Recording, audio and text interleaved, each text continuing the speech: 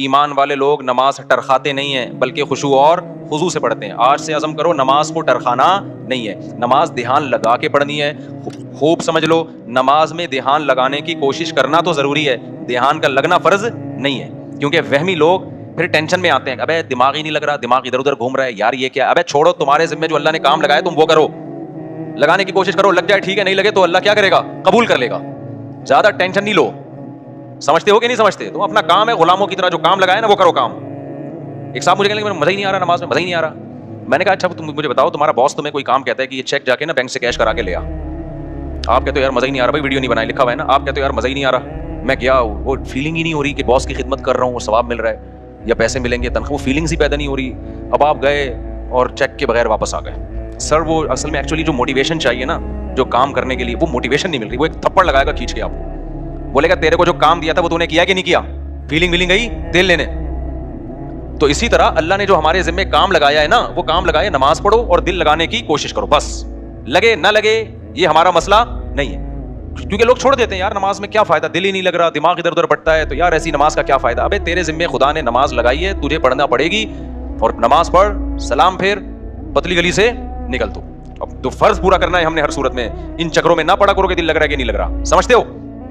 تو اللہ نے فرمایا جو خشوع پیدا کرتے ہیں وہ لوگ جو ہم عن اللغو معرضون, دوسری صفت ایمان والوں کی لغویات سے بچتے ہیں, فضول کاموں سے بولو بچتے ہیں. فضول کام اسے کہتے ہیں جس کا نہ دنیا میں کوئی فائدہ ہو اور نہ آخرت میں کوئی فائدہ. پب جی کھیل رہے ہیں آپ, نہ دنیا میں فائدہ نہ آخرت میں فائدہ. فٹ بال کھیل رہے ہیں, فائدہ ہے, آپ کی صحت کیا ہوگی, اچھی ہوگی. اسٹیمنا فٹ بال سے ایسا بنتا ہے کہ آدمی خود فٹ بال بن جاتا ہے تھوڑے دنوں میں, ادھر جا رہا ہے ادھر جا رہا ہے ادھر جا رہا ہے, ایسے ہو جاتا ہے, بشرطے کہ کپڑے پورے پہنے ہوئے ہوں, 2-3 اسٹیکر نہ چپکائے ہوئے ہوں باڈی پہ, ٹھیک ہے نا, پراپر ڈریس میں. فٹ بال ایک ایسی چیز ہے آخرت کا ہو, اگر نیت اچھی ہوگی تو آخرت کا بھی فائدہ ہوگا کہ میں صحت بنا رہا ہوں تاکہ میں اللہ کی عبادت کر سکوں, لوگوں کے کام آ سکوں, تو آخرت کو بھی فائدہ. نیت نہیں ہے تو کم از کم دنیا کو تو فائدہ ہوگا نا, آپ کی دنیا سنورے گی. اب یہ جو رمضان میں راتوں کو لڑکے کرکٹ کھیل رہے ہیں, میرا ایک بیان بڑا چل رہا ہے, اس سے لڑکوں کو بڑی موٹیویشن ملی ہے کہ اور کھیلو رات میں. وہ بیان میں نے اس پہ نہیں کیا کہ اس پہ کلپ بنانا لازمی کہ پوری بات بتانا, وہ بیان میں نے اس پہ نہیں کیا ہے کہ کھیلو, بلکہ میں نے ایک تھوڑی سی تعریف کی ہے. چلو یار پب جی سے کیا ہے, اچھا ہے, چلو دن سو کے گزار لیتے ہیں, روزہ تو رکھ لیتے ہیں نا, تو some thing is better than nothing. لیکن اصل جو کام ہے نا میرے بھائی رمضان میں, وہ کام ہے کوشش کریں رات کو تھوڑا سا وقت نکال کے تہجد پڑھ لیں اور اللہ سے دعائیں مانگ لیں. کرکٹ پورے سال کھیلا جا سکتا ہے, یہ جو چانس اللہ نے جو پیکج رمضان میں چل رہا ہے نا, تہجد, تراویح اور دعاؤں کا, یہ والا پیکج بعد میں نہیں ملے گا. تہجد تو پڑھ سکتے ہیں بعد میں بھی, وہ فضیلت نہیں ہوگی جو رمضان میں ہوتی ہے. دعائیں بعد میں بھی قبول ہوتی ہیں, وہ اس طرح نہیں جیسی رمضان میں قبول ہوتی ہیں. تو اس لیے جو نوجوان لڑکے ساری رات کرکٹ کھیل رہے ہیں, بھائی کھیل لیں, لیکن تھوڑا سا ٹائم اللہ کے لیے بھی بولو نکال لیں. دوسری بات یہ کہ کوئی بھی کھیل اس طرح سے کھیلنا کہ اہل محلہ کو تکلیف ہو, تکلیف دینا تو کسی صورت میں جائز نہیں. بعض اہل محلہ کی طرف سے شکایتیں آئی ہیں, کراچی میں دور سے لوگوں کے میسج آئے کہ آپ نے کرکٹ کھیلنے کے اور فضائل رمضان میں بیان کر دیے, ہمارا ناک میں دم کر کے رکھا ہوئے لڑکوں نے, ہمیں سونے نہیں دیتے, ہم جب سوتے ہیں تو وہ چیخو پکار کی آواز, ہماری نیند غائب. تو میں نے کہا یہ تو پولیس کنٹرول کرے گی, بھائی تھانے میں رپورٹ کرو, اس کا میرے بیان سے کوئی تعلق. میں نے تو ایک نارملی بات بیان کی ہے, یہ تو مینجمنٹ کا کام ہوتا ہے نا. دیکھو امریکہ میں, لندن میں, پورے یورپ میں آپ نے تیز آواز سے گانے لگا دیے نا, تو پڑوسی نہیں آپ کہے گا بند کرو, پڑوسی پولیس کو فون کرے گا, پولیس آئے گی بولے گی بھائی اس کو کیا کر لے, آہستہ کر آواز, اپنے گھر کے اندر سن, محلوں کو کیوں سنا رہا ہے. تو ہمارے یہاں مینجمنٹ ہی نہیں ہے. جب مینجمنٹ ہی نہیں ہے تو پھر جو کرتے پھر مجھے کہہ رہے ہیں کہ میں بند کراؤں. تو وہ اس لیے اصل کام یہی ہے کہ والذین هم عن اللغو معرضون, ایمان والوں کی علامت یہ ہے کہ وہ ایسے کاموں سے جس کا نہ دین کا کوئی فائدہ نہ دنیا کا کوئی فائدہ, اس سے ایوائڈ کرتے ہیں, اس سے اجتناب کرتے ہیں. تو آج سے دیکھیں سارا دن آپ کون سے ایسے کام کر رہے ہیں جو فالتو کے کام ہیں, جن کا کوئی فائدہ بولو نہیں, ان کاموں کو اپنی فہرست سے نکالیں. سمجھتے ہو کہ نہیں سمجھتے؟ والذین هم للزکاۃ فاعلون, زکات دیتے ہیں. والذین هم لفروجہم حافظون, اپنی شرمگاہوں کی حفاظت کرتے ہیں. الا علی ازواجہم, سوائے اپنی بیویوں کے. یہ بار بار میں مضمون بیان کرتا ہوں, اہل جنت کی علامت کیا ہے کہ بیوی کے علاوہ اس کے پاس کوئی راستہ نہیں ہے, نہ ہینڈ پریکٹس کا راستہ ہے. اللہ ڈاکٹر ذاکر نائک کو دنیا اور آخرت کی بھلائیاں دے, ہمارے لیے قابل احترام ہے, لیکن انہوں نے جو ہینڈ پریکٹس والا مسئلہ بیان کیا وہ بالکل غلط ہے. اسلام کہتے ہیں مسائل مفتیان کرام کا کام ہے, انہوں نے کہہ دیا کہ مجبوری میں جائز ہے. کہیں بھی جائز ہونے کی ہمارے پاس کوئی شرعی دلیل موجود نہیں ہے, قرآن نے صاف طور پہ منع کیا ہے. ڈاکٹر لوگ عام طور پر اس کو پروموٹ کر رہے ہوتے ہیں. ڈاکٹر ذاکر نائک بھی چونکہ میڈیکل سائنس کے ڈاکٹر ہیں نا, تو ڈاکٹر لوگ کہتے ہیں اسٹریس ختم کرنے کے لیے. بھائی دنیا میں صرف اسٹریس ہی کوئی مسئلہ نہیں ہے. اسٹریس آپ شریعت کی حدود میں رہ کے تو ختم کر سکتے ہیں. شریعت کی حدود ٹوٹ رہی ہیں تو پھر اسٹریس نعمت ہے اللہ کے لیے. دیکھو روزے میں بھی اسٹریس ہوتی ہے نا, دل تڑپتا ہے, منہ میں بدبو بھی پیدا ہو جاتی ہے بہت زیادہ خالی پیٹ رہنے سے. لیکن نبی نے کیا فرمایا؟ وَلَخَلُوفُ فَمِ الصَّائِمِ أَحَبُّ إِلَى اللَّهِ مِنَ الْمِسْكِ. اللہ کو بدبو سے کتنی نفرت ہے, لیکن روزے دار کی منہ کی بدبو اللہ کو مشک و عنبر سے زیادہ محبوب ہے. اللہ کو میلا کچیلا رہنا پسند ہے یا صاف ستھرا؟ بتاؤ. میڈیکل سائنس بھی کہتی ہے بھائی نیٹ کلین ہونا چاہیے بندہ. اللہ میاں بھی یہ کہتے ہیں تبھی مسواک کا حکم دیا, نہانے کا حکم دیا, خوشبو کا حکم دیا, صاف کپڑے پہنے, پاک کپڑوں. لیکن جب ہم حج کرنے جاتے ہیں تو اللہ کو میلا کچیلا حاجی زیادہ پسند ہے. اب ڈاکٹر تو وہاں بھی کہے گا یار یہ میل کچیلا ایکچولی جرمز ایکچولی. بھائی اللہ کے لیے اب میلا کچیلا کیا ہے؟ پراگندہ بال, لمبا سفر, لمبا احرام. تبھی تو حج قران سب سے افضل ہے. ایک ہی احرام میں حج بھی کرو اور اسی احرام میں عمرہ بھی کرو تاکہ احرام لمبا ہو جائے. کیونکہ جتنا احرام لمبا ہوگا خوشبو نہیں لگا سکتے آپ, بال نہیں کاٹ سکتے, کنگھا نہیں کر سکتے. تو دیکھ لو جو لمبے حج کرتے ہیں نا, احرام یہیں سے باندھ کے جاتے ہیں, تھوڑے دنوں میں ایسا لگ رہا ہوتا ہے مریخ سے آئے ہوئے ہیں یہ, کہیں پتہ نہیں کہاں سے آئے بندہ. تو اللہ کو یہی پسند ہے, حاجی ایسے ہی پسند ہے. نہانے کی اجازت ہے حج میں, صابن نہیں لگاؤ, خوشبو نہیں لگا سکتے. تو بس اللہ کا ایک نظام ہے, نارمل روٹین سے اللہ نے حاجی کو کیا کر دیا؟ ہٹا دیا اللہ تعالیٰ نے. اسلام میں بال رکھنے کا حکم ہے کیونکہ حدیث میں آتا ہے اللہ جمیل ہے, جمال کو پسند کرتا ہے. تو بالوں میں کیا ہے؟ جمال. یہی وجہ ہمارے نبی بال رکھتے تھے, بڑے بال تھے آپ صلی اللہ علیہ وسلم کے. لیکن حج میں کیا ہے؟ بولو, بال کٹا دو. اچھا مجھے لوگ کہہ رہے ہیں آپ کے کیوں ہیں, اب تو عمرہ کیا آپ نے. ایک صاحب کہنے لگے اس میں تو 6 عمریں اور ہو سکتی ہیں, اتنے بڑے بال ہیں. تو بھائی میں نے کہا قصر بھی تو ہے نا, ہم نے ٹرینڈ کئی دفعہ کرا لی ہے, اب کیا ہے؟ قصر بھی سنت ہے, وہ بھی ٹھیک ہے. تو بہرحال بڑے بالوں میں زینت ہے, لیکن حج میں کیا ہوتا ہے؟ دہشت گردی کا جڑ سے خاتمہ. تو بس وہ اللہ کا حکم ہے کہ یار میرے حکم کو فالو کرتے ہو کہ نہیں کرتے. تو اسی طرح آپ کو جتنی مرضی ٹینشن ہو, اس ٹینشن کو ختم کرنے کے لیے ہینڈ پریکٹس کی آپ کو اجازت بولو نہیں ہے. اس کا ختم کرنے کا ایک ہی طریقہ ہے, نکاح کر لو جا کے. مجبور ہو کے کرو گے, کسی کا بھلا تو ہو جائے گا نا, کسی کی بچی کا, کسی عورت کو ٹھکانا تو مل جائے گا نا. تو اس لیے ڈاکٹر ذاکر نائک بہت قابل احترام, اللہ بہت دین کا کام لے رہا ہے, مگر یہ مسئلہ بالکل صحیح نہیں بیان کیا. ایک تو 3 طلاق کا مسئلہ بھی انہوں نے غلط بیان کیا, وہ بعد میں اب ان کی رائے ویسی رہی بھی نہیں ہے, اس میں لچک پیدا ہو گئی ہے. تو لوگوں نے بہت دفعہ ایسا کیا, 3 طلاقیں دے کے جی ڈاکٹر ذاکر نائک کا کلپ آیا تو بیویوں کو رکھ لیا. میں نے بار بار بتایا یہ حرام ہے, 3 طلاق قرآن نے بیان کیا, حدیث نے بیان کیا, صحابہ کا اجماع ہے, 3 ہوتی ہیں, بیوی حلال نہیں ہوگی. خدا کے غضب کو مت دعوت دو. ڈاکٹر ذاکر نائک قابل احترام ہے, لیکن ابو حنیفہ سے زیادہ علم نہیں ہے ان کے پاس, امام شافعی سے زیادہ علم نہیں ہے, امام مالک سے زیادہ علم نہیں ہے, احمد بن حنبل سے زیادہ علم نہیں ہے. ڈاکٹر ذاکر نائک بخاری کے حوالے دے رہے ہیں اور احمد بن حنبل بخاری کے استاد ہیں. سمجھ میں آ رہی ہے بات کہ نہیں آ رہی؟ امام بخاری کے استاد ہیں احمد بن حنبل, امام شافعی احمد بن حنبل کے استاد ہیں, امام محمد امام شافعی کے استاد ہیں, امام ابو حنیفہ امام محمد کے استاد ہیں, اور امام مالک بقیہ 3 اماموں کے استاد ہیں. اور یہ تابعین تبع تابعین کے دور کے لوگ ہیں. پوری امت نے ان پہ اعتماد کیا ہے, اور اس وقت اعتماد کیا ہے جب یہ 2 نمبریاں نہیں تھیں, اس طرح کے منجن نہیں بک رہے تھے مارکیٹ میں. نیک لوگ تھے, پرہیزگار لوگ تھے, وہ خود صاحب علم تھے. اس وقت جن لوگوں پر اعتماد کیا گیا نا, تو مسائل میں وہ لوگ زیادہ قابل اعتماد ہیں. آج کے اسکالرز کی ہر بات نہیں لی جائے گی. سمجھتے ہو کہ نہیں سمجھتے ہو؟ تو اچھا میرے بھائی ہم چلتے ہیں آگے. اچھا ڈاکٹر ذاکر نائک بیچارے انہیں وہ مسائل بتانا بھی چھوڑ دیں, لیکن پبلک نے ان کو چھوڑا نہیں. جب بھی کوئی جاتا ہے حضرت آپ مسائل نہ بتایا کریں, وہ کہتے ہیں بھائی میں نہیں بتاتا یار. وہ ایک دفعہ شکایت کر رہے تھے کہ جو آتا ہے نا ایک ہی بات لے کے آتا ہے. تو اس لیے کہیں میرا پیغام جا رہا ہے نا لوگوں تک, کوئی ڈاکٹر صاحب سے ملنے کے لیے جائے نا تو کائنڈلی یہ والی بات ان سے نہ کرے. جائے تمیز سے ملاقات کرے, سلام دعا کرے, اور ان کے ادارے کے لیے کوئی تعاون کرنا ہے تو تعاون کرے, اور پتلی گلی سے آ جائے. جو جا رہا ہے کہ حضرت آپ نے وہ مسئلہ بیان کیا تو وہ مسئلہ بیان کیوں کہہ رہے بھائی مجھے چھوڑ دو یار میرے حال پہ. چلو آگے میرے بھائی, جو کام وہ کر رہے ہیں اس میں ان کے ساتھ تعاون بھرپور طریقے سے کرنا چاہیے. جس غیر مسلموں کو دعوت دینا, کتنے لوگوں کو مسلمان کر لیا, اور کتنا قطر کی گورنمنٹ نے بھی بلایا نا. لوگ پہلے کہتے تھے کہ اسلام تلوار سے پھیلا ہے, اب لوگ کہیں گے اسلام فٹ بال سے پھیلا ہے. پہلے مشہور تھا کہ اسلام کس سے پھیلا ہے؟ تلوار سے. علماء نے بتایا نہیں جی اخلاق سے پھیلا ہے. اپنا اخلاق سے پھیلا ہے نہ تلوار سے پھیلا. اسلام کس سے پھیلا ہے؟ فٹ بال سے. قطر میں فٹ بال کا ٹورنامنٹ ہوا نا, پتہ نہیں کتنے لوگ مسلمان ہو گئے ڈاکٹر ذاکر نائک کے ہاتھ پہ. تو اس چیز میں ان کے ساتھ بھرپور تعاون کرنا چاہیے, اور ہر وقت جا کے طنز کرنا, تانے کرنا, یہ چیز بالکل بھی مناسب نہیں. چلو میرے بھائی ہم آگے چلتے ہیں. تو اللہ میاں نے یہاں پر بتایا کہ اپنی شرمگاہوں کی حفاظت کرتے ہیں, یعنی اپنی خواہش پوری نہیں کرتے سوائے اپنی بیویاں اور باندیوں سے. باندیوں کا سیٹ اپ آج کل کیا ہو گیا ہے؟ ختم. بین الاقوامی معاہدہ ہے, اب کوئی کسی کو باندی نہیں بنا سکتا. کوئی عورت آ کے باندی بننا بھی چاہے نا کہ میں آج سے آپ کی غلام ہوں, لونڈی ہوں, نہیں ہو سکتا. یہ سمجھتے ہو اسلام نے آزاد عورت کو یہ رائٹ ہی نہیں دیا کہ وہ کسی کی باندی بن جائے. وہ صرف جنگوں میں قید ہوا کرتی تھی, اور پوری دنیا میں یہ تھا کہ یہ معاہدہ تھا. اب وہ پوری دنیا میں معاہدہ ہو گیا ہے کہ اب جنگوں میں جو قید ہوگی وہ باندی نہیں بنے گی. تو اسلام نے معاہدے کی پابندی کا حکم دیا ہے. سمجھتے ہو؟ کیونکہ اسلام میں کوئی لازمی حکم نہیں تھا باندی بناؤ. تو اس لیے اب آپ کے پاس ایک ہی آپشن رہ گیا ہے. وہ آپشن کیا رہ گیا ہے؟ بیوی. تو 4 شادیوں کی اتفاق سے اللہ نے اجازت دی ہوئی ہے. وہ مجھے نہیں برا بلا کہا کرو, وہ اللہ نے دی ہوئی ہے عدل کی شرط کے ساتھ, حقوق کی برابری کے ساتھ. تو وہ آپ اگر کرنا چاہیں تو میری طرف سے مجھے کوئی شکایت آپ سے بالکل بھی نہیں ہوگی. میں کون ہوتا ہوں؟ اللہ کو نہیں ہوگی. جب اللہ کو نہیں ہوگی تو سوسائٹی گئی تیل لیں, سوسائٹی کی ایسی کی تیسی. اچھا میرے بھائی ایسی کی تیسی کا وہ بنا لینا. آگے اللہ تعالیٰ فرماتے ہیں والذین هم لاماناتهم وعهدهم راعون. یہ بہت اہم آیت ہے یار, یہ بہت اہم آیت ہے. کاش یہ چیز مسلمانوں میں آ جائے. امانتوں اور معاہدوں کی پابندی, ایگریمنٹ کی بولو پابندی. امانت کا مطلب کوئی بھی عہدہ آپ کو دیا گیا ہے, آپ پہ اعتماد کر کے آپ اس کو ذمہ داری سے پورا کریں. آپ نے جب کسی سے کوئی ایگریمنٹ کر لیا, اسٹیٹ ایجنٹ کتنے 2 نمبر ہوتے ہیں سوائے ان کے جو میرا بیان سن رہے ہیں. کل میرے پاس کیس آیا, جمعے کو, چند دن پہلے جمعے کو کیس آیا, کتنے ایڈوانس میں دے دیا, سودا بک ہو گیا. آپ کسٹمر کو, ویسے تو اسٹیٹ ایجنٹ الو بنا رہے ہوتے ہیں, کسٹمر بھی بنا رہے ہوتے ہیں. اب کیا ہے کہ جی دوسرا زیادہ اچھا مل گیا تو ادھر سے زبان چینج کر کے اس سے معاملہ کرنا شروع کر دی. بہت 2 نمبریاں ہو رہی ہیں پیسوں کے معاملے میں. مسلمان سیدھا نہیں ہے. اسٹیٹ ایجنٹ کیا کرتا ہے, آپ سے پیسے لیے, کوئی اچھا پلاٹ ملے گا آپ کو دوں گا, اچھا ملے نا تو نیت چینج, ابے اس کو کیوں دوں, خود نہ رکھ لوں میں. حالانکہ معاہدہ کس سے ہوا تھا, آپ سے معاہدہ ہوا تھا. 2 نمبریاں, ادھر سے گھسیٹو ادھر سے گھسیٹو. آپ نے جب مالک مکان سے گھر لیا کرائے پر, آپ نے معاہدہ یہ کیا تھا 1 سے لے کے 5 تاریخ تک میں کرایہ, عام طور پہ 5 تک دے دیا جاتا ہے. آپ نہیں دے رہے 5 تاریخ کو کرایہ, اس کا فون آ رہا ہے, بھائی کرایہ کیوں نہیں دیا. آپ چلو اب دے دیتا ہوں میں. معاہدہ تو توڑ دیا نا آپ نے, معاہدہ 5 کا ہوا تھا. وہ کال کر کے کیوں بتا رہا ہے آپ کو, نہیں آئی بات. جو کام آپ کا تھا وہ کیوں, بیت الخلا جب جانا ہوتا ہے دوسرا بتا رہا ہوتا ہے, سر آپ 24 گھنٹے ہو گئے ابھی تک واش روم نہیں گئے, کائنڈلی اب آپ چلے جائیں. آپ کی ضرورت ہے نا واش روم, جب آپ کو تقاضا ہوتا ہے آپ کسی سے مشورہ لیتے ہو یا ڈاکٹر کہے گا فوراً جاتے ہو.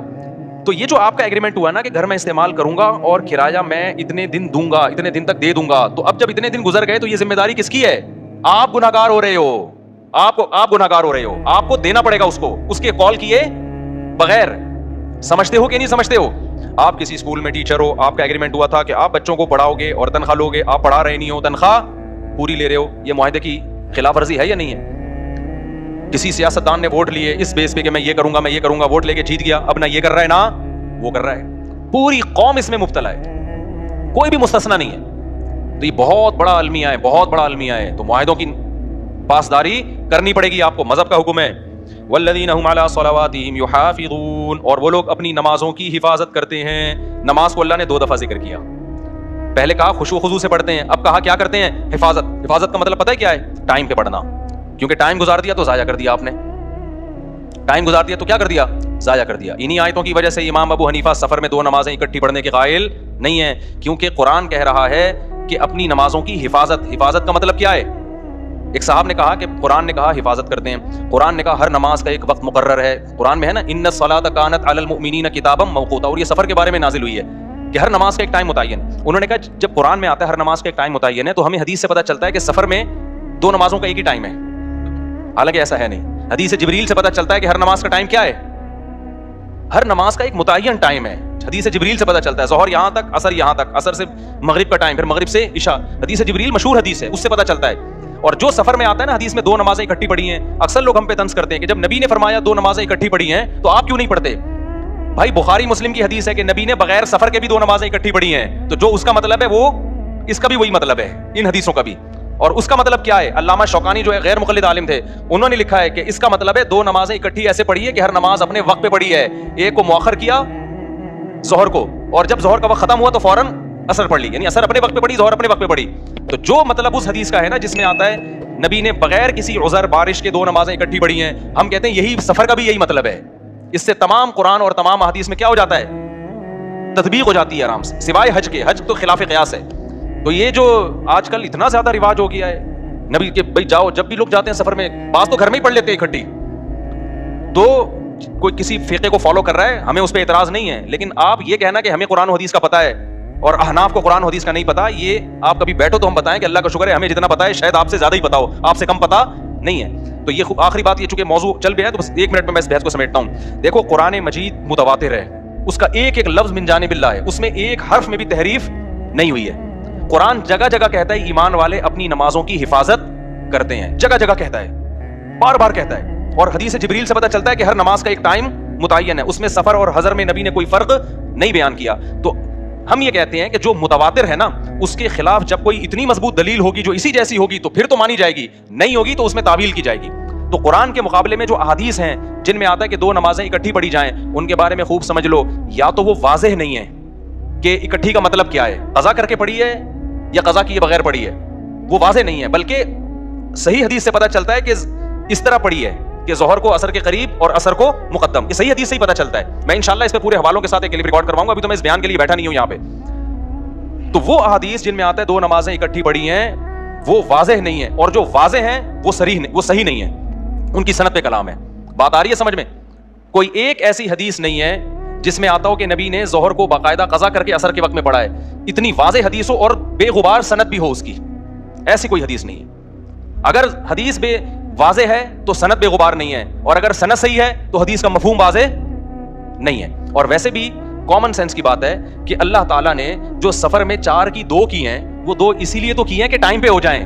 آپ کے پاس یہ عذر نہ ہو کہ جی مجھے ٹائم نہیں ملا, وہ ٹائم بچانے کے لیے تو ہیں. جب آپ کو کوئی سہولت دی جاتی ہے اس لیے دی جاتی ہے نا کہ کام ہو جائے, اس لیے تھوڑی دی جاتی ہے کہ اس کو ڈیلے کر دیں آپ.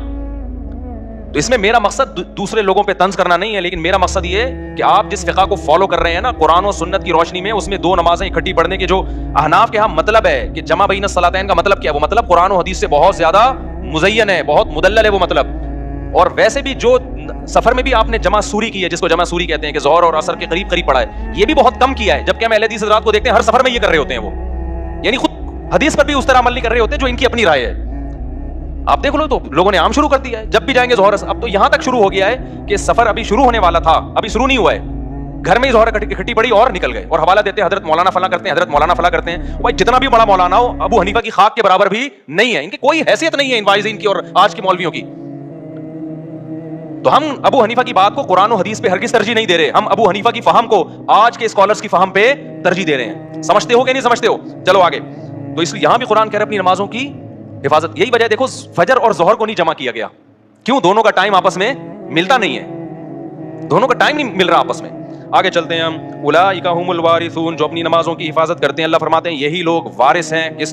کس چیز کے وارث ہیں؟ کیا ملے گا, کیا انعام ملے گا بھائی؟ اللہ کتنے پیسے دے گا ان لوگوں کو جو معاہدوں کی پابندی کرتے ہیں, ان لوگوں کو جو فضولیات سے بچتے ہیں, ان لوگوں کو جو اپنی شرمگاہوں کی حفاظت کرتے ہیں, ان لوگوں کو جو اپنی امانتوں اور معاہدوں کی پابندی کرتے ہیں. تو اللہ کی طرف سے ان کو کیا ملے گا؟ سوال پیدا ہوتا ہے کہ نہیں ہوتا؟ اللہ فرماتے ہیں میں بتاتا ہوں کیا ملے گا. الذین یرثون الفردوس, یہ وہ لوگ ہیں جو جنت الفردوس کے وارث بنیں گے. کہاں جائیں گے؟ ایسے باغات میں جن کے نیچے نہریں بہتی ہیں. کتنا قرآن میں اللہ نے جنت کا نقشہ بیان کیا ہے, کتنا زیادہ بیان کیا ہے. ہم سمجھتے ہیں کہ یہ اللہ کے معاذ اللہ سیاسی وعدے ہیں. ومن اصدق من اللہ قیلا, اللہ کہتے ہیں اللہ سے زیادہ سچی بات کوئی نہیں کر سکتا. تو میرے بھائی دکھا دے نا اللہ, تو سارے نیک پرہیزگار بن جائیں. اللہ نے کیا کیا ہے؟ چھپا دیا. تو چھپا ہوا ہے, اس لیے ہم جیسے لوگ مارکیٹ میں گھوم رہے ہیں. آگے اللہ فرماتے ہیں اس میں پھر اور بہت سارے احکام ہیں, وقت بہت کم ہے. آگے میں نے سورہ نور بھی تھوڑی سی بیان کرنی ہے. سورہ نور میں اللہ نے بہت سارے حکام دیے, 5 منٹ میں جلدی جلدی. پہلا حکم اللہ نے یہ دیا, الزانیۃ والزانی فجلدوا کل واحدۃ منہما 100 جلدہ, کل واحد منہما 100 جلدہ.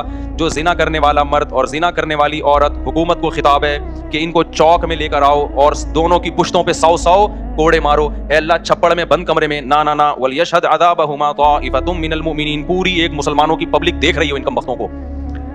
آج لڑکا فخر سے بتا رہا ہوتا ہے یہ میری گرل فرینڈ ہے, اور آج کے دور میں گرل فرینڈ کا مطلب کیا ہے؟ یہ بھی بدکار, منہ کالا کرنے والی, اور میں بھی اس کے ساتھ منہ کالا کرنے والا بدکار. اتنا گندا غلیظ جرم, اور دوستوں کو فخر سے بتا رہا ہوتا ہے کہ میری گرل فرینڈ ہے.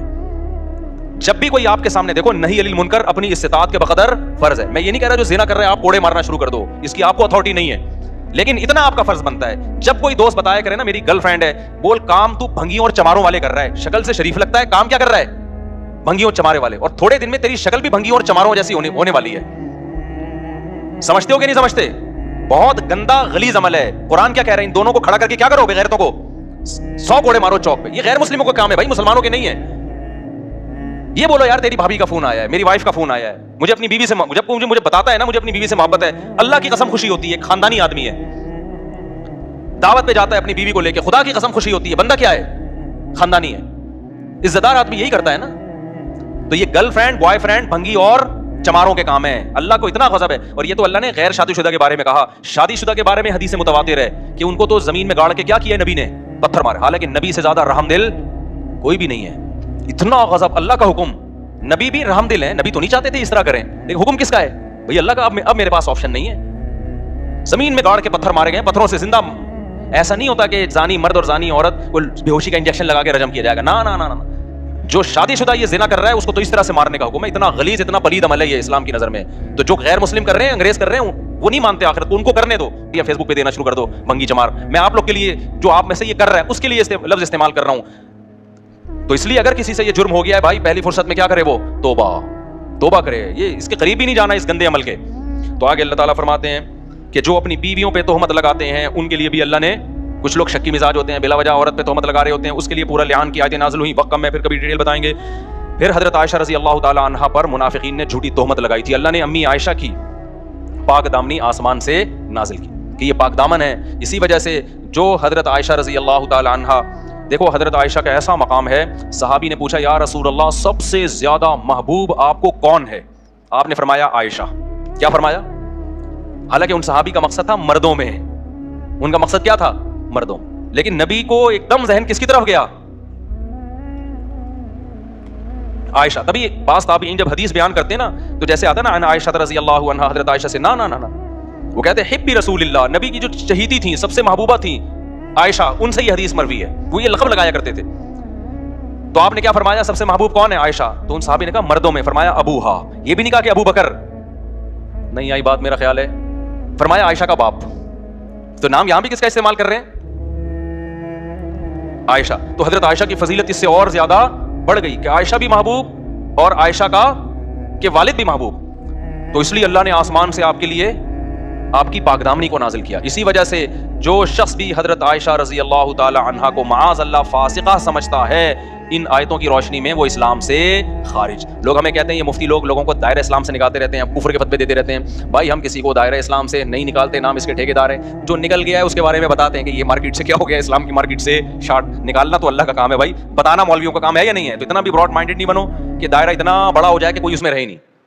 اب کوئی بتوں کی عبادت کر رہا ہے تو دائرہ اسلام میں کہوں یہ مسلمان ہے تو اللہ مجھ سے پوچھے گا کہاں سے آ گیا مسلمان بھائی جو بتوں کی عبادت کر رہا ہے. تو اتنے براڈ مائنڈیڈ نہیں بنو, نہ اتنے میٹھے بنو کہ لوگ کھانا شروع کر دیں, نہ اتنے کڑوے بنو کہ لوگ تھوکنا شروع کر دیں. بیلنس ہونا چاہیے. تو دائرہ اسلام سے جو نکلے گا تو وہ مارکیٹ سے خود ہی نکلا ہے, ہم نے تھوڑی نکالا ہے, ہم بتائیں گے بھائی یہ نہیں ہے. کائنڈلی ادھر اس سے آپ کیا کریں, اوائڈ کریں. تو میرے